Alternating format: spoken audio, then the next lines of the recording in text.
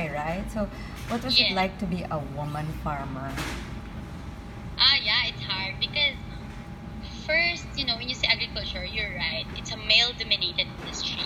When you go to farms, it's always like males working there, and the female in rural communities are always like the ones at home cooking, giving birth. That's why in rural communities, you can see like Filipino families have 9 to 12 children, right? Yeah. But then, because agriculture is really for for men, the hard work and all of it. And when I started, it was difficult because who are you, young girl, teaching us to plant vegetables and eat and save money. And but then in the long run, I found power in me as a woman as well, because most of the farmers are old. So I've been talking to 75 years old farmer, 50 years old farmer, and I always gain respect from them in terms of they treated me as like their daughter, or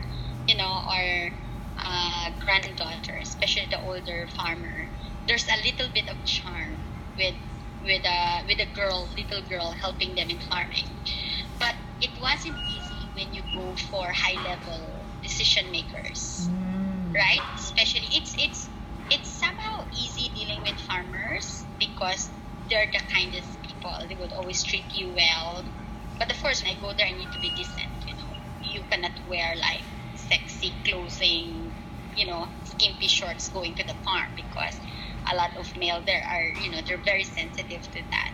But the most difficult one actually is when you go to big decision makers, especially that in the Philippines.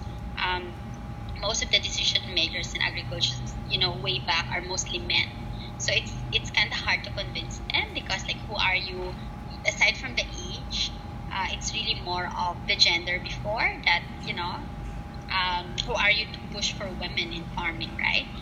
But eventually, it's my 20th year in agriculture this year, and but the most beautiful part actually is I found an avenue of including a lot of women in farming because I was telling them first it's the mother that's cooking, especially if you're in rural areas. In farming, they're usually dealing with very minimal income.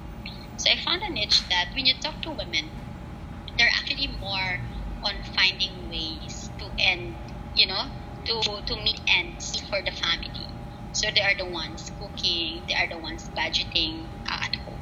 So when I also started programs for incorporating women in the formula, at first it was difficult because most of the women are not used to really like, okay, let's go and work in the farm.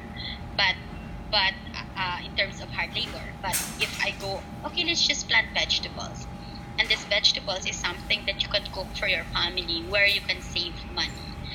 So I immediately like encourage them, okay, you always like equate it to the savings that they can get, in terms of budgeting at home and feeding the family, because it's always wonderful for a mother to cook something for the family, especially for the children. Okay. So I found that niche, but it's a long way to go. And second one, the most difficult as well is more on the value addition, because in the Philippines we're not really used to being entrepreneurial, Mm. especially on farmers. The male farmers, they're just used to do the draft work, very hard labor, and then sell whatever they produce to people, to traders. So it's very little income.